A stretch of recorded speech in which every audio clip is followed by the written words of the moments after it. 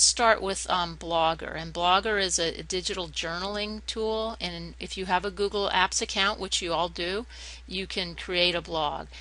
Now normally you can go this blog, if you go to more and blogs, it's just looking for blogs if you're searching. So don't use that link.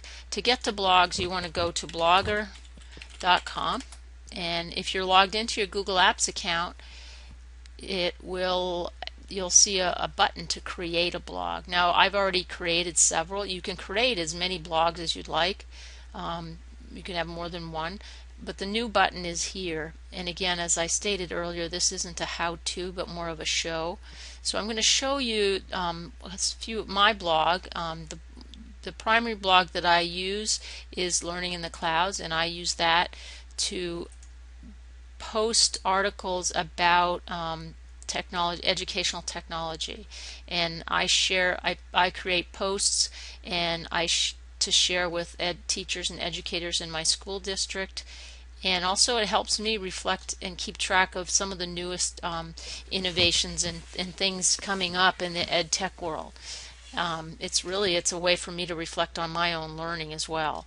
But my blog, again, in my blog I have posts. You see these are articles that I've written. Mostly it's about links and things that I already have. And teachers subscribe to my post by clicking down here, and it will send them an email every time I create a new one. So as a educator, it's useful as a way to share information and also to reflect on your learning. Now, one thing I also do in my blog is I link right here to my ePortfolio. So it's a way to connect the way I communicate, and so here's my portfolio, and then I link back over here to my blog. So it's a way to link the two digital tools that I use. And I think you might find that useful as well. Another example of blogging is, let me go to the site, is for students is to journal about their learning. And at U32, the high school that I work at, students blog, let me see if I can find it under sites. There's middle school students, I even have third grade students blogging about science and their reading. Here's an example of a classroom website where we link, here are all the middle school in one class, middle school blogs. So these are all students, 8th grade I believe, and I'll click on one. Here's Tilly's blog, and they're all different, and you can customize it to look any way you want, and it's much easier than you can imagine in creating this. And we'll do a tutorial later on making a blog, but I just want to show you, this is an example of a student who, and these weren't even assignments. Once you get students blogging and writing and showing what they think.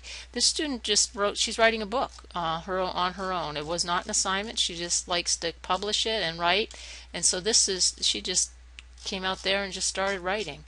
And again, we have every types of, I'll give you another example. Some are assignments, and some students just take on their own. So here another one. These are pretty much these are book reviews and poems that they write.